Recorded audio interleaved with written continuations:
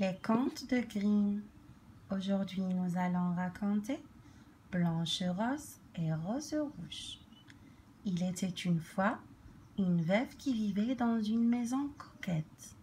Ses deux filles se prénommaient Blanche Rose et Rose Rouge parce qu'elles ressemblaient aux boutons des deux rosiers sauvages, l'un blanc, l'autre rouge, qui poussaient dans son jardin. Blanche Rose et Rose Rouge étaient des enfants sages, travailleuses et vaillantes. Elles s'aimaient de tout leur cœur. Quand Blanche Rose disait « Nous nous aimerons », Rose Rouge répondait « Toute notre vie ». Et leur mère ajoutait « Ce que l'une aura, elle le partagera avec l'autre ». Ensemble, elles aimaient aller dans le bois, cueillir des fraises. Les animaux sauvages venaient les retrouver pendant qu'elles flânaient ainsi. Elles ne se rendaient pas toujours compte que la nuit était tombée. Alors elles se blottissaient l'une contre l'autre sur la mousse et s'endormaient jusqu'au matin.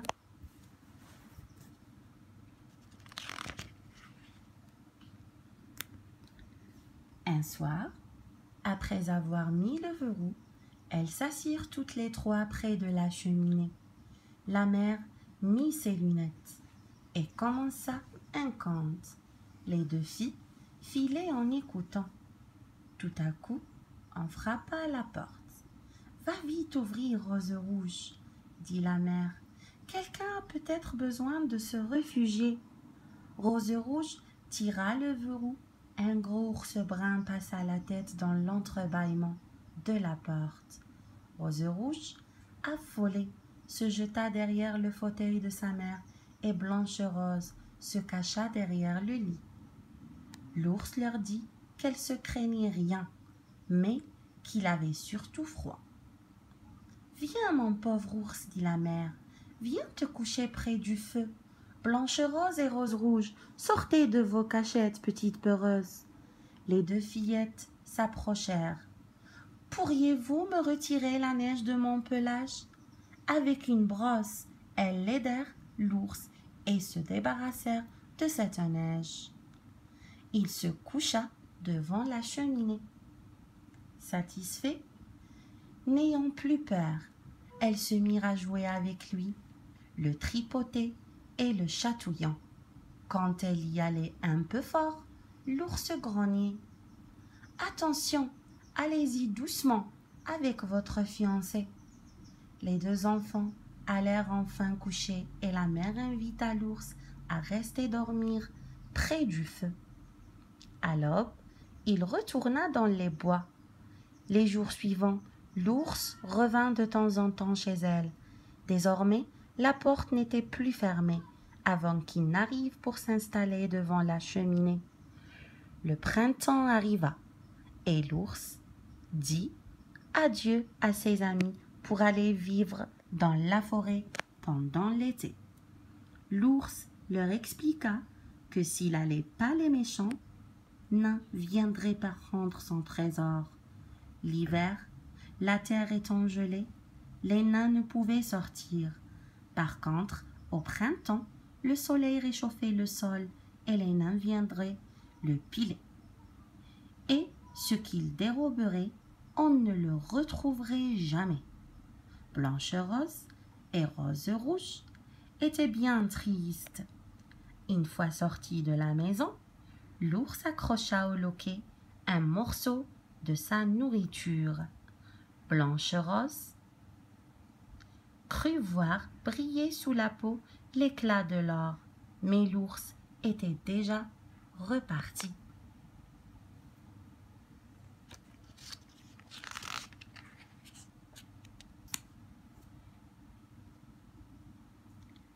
Quelques années passèrent, les fillettes allaient dans la forêt ramasser du bois. Elles rencontrèrent un nain tout grimaçant, parce qu'il avait sa longue barbe coincée dans une fente. Il sautillait dans tous les sens sans pouvoir s'en sortir. Quand il vit les deux filles, il leur dit « Qu'avez-vous à me regarder comme ça? Vous pourriez m'aider. » Mais que fais-tu? Demanda Rose Rouge. Curieuse fille, je suis venue couper du petit bois, et voilà que je suis coincée maintenant. Et vous riez, mauvaise fille, va. Je vais chercher de l'aide, s'écria Rose Rouge.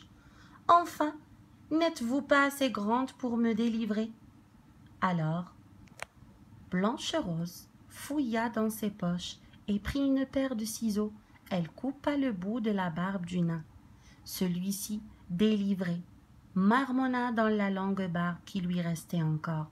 Quelle sang bête! Couper une si belle barbe! Et il partit son sac sur le dos, sans les remercier. Quelque temps plus tard, les deux fillettes allèrent pêcher des poissons. Elles s'aperçurent alors une sorte de grosse sauterelle, mais en se rapprochant, elles reconnurent le nain. Aussi, elles lui demandèrent: « Veux-tu sauter dans le ruisseau ?»« Bêtasse, je ne suis pas bête. » Le nain avait pris sa barbe dans la linge et il risquait d'être entraîné. Il essaya de rester accroché, mais c'était bien difficile. Barbe et fil étaient si démêlés qu'elles prirent de nouveau les ciseaux et la belle barbe blanche diminua un peu plus. « Toujours aussi sotte à ce que je vois, » s'écria-t-il. Le nain reprit sa route, ramassant son sac de perles fines, et disparut.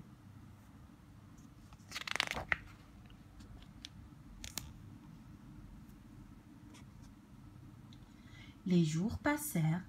La mère des deux fillettes eut besoin de fils, d'aiguilles, de dentelles et de rubans. Elle envoya ses roses rouges et blanches rouges à la ville chez la mercière. Elle devait passer par une clairière parsemée de rochers. Comme elle l'atteignait, les fillettes virent dans le ciel un grand oiseau qui tournoyait lentement. Soudain, il s'abattit sur le sol. Elles entendirent un cri de douleur.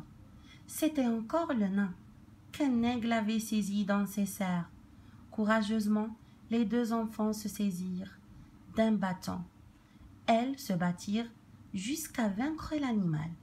Tout juste remis de sa paire, le nain glapit. « Vous avez déchiré mon bel habit. Vous êtes toujours aussi sotte et maladroite. » Chargeant alors sur son dos un sac de pierres précieuses qui se retrouvait derrière un gros rocher. Il se faufila dans une crevasse ouverte dans le sol. Les fillettes, habituées à cette ingratitude, continuèrent leur chemin. Le soir, en revenant, elles prirent le même sentier qu'au matin. Elles surprirent le nain et contemplation devant les pierres précieuses qu'il avait vidées de son sac. Émerveillées, elles s'arrêtèrent. « Encore vous, mais vous n'avez rien d'autre à faire » jeta le nain, tout rouge. « Partez d'ici !» Et tandis qu'il criait, un gros ours brun sortit des buissons. Le nain, fou de terreur, fit un saut en arrière en hurlant: « Monsieur l'ours, laissez-moi vivre, je vous laisse toutes ces pierres précieuses. Je suis tout petit. Regardez plutôt ces deux fillettes, grasses comme elles sont. »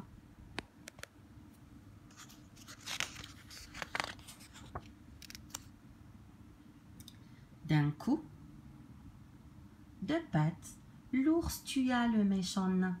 Les deux sœurs effrayées voulurent s'enfuir, mais l'ours leur dit: « Blanche Rose, Rose Rouge, c'est moi. » Les fillettes reconnurent cette voix.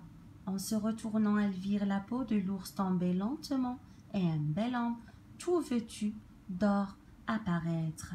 « Je suis fils du roi, » expliqua-t-il. « Ce méchant nain m'avait jeté un sort en volant mes trésors. J'étais condamné à rester un ours sauvage jusqu'à ce qu'il meure. Il a eu ce qu'il méritait. » Blanche Rose épousa le prince et Rose Rouge, le frère du prince. Ils vécurent heureux, grâce au trésor amassé par le nain. Leur maman, devenue vieille, habitait aussi avec eux, entourée de ses petits-enfants. Les deux rosiers qui avaient vu grandir les fillettes furent emmenés dans le nouveau palais et donnèrent toujours des roses plus belles d'année en année. C'était une belle histoire. N'oubliez pas de vous abonner à ma chaîne pour voir d'autres contes de Grimm.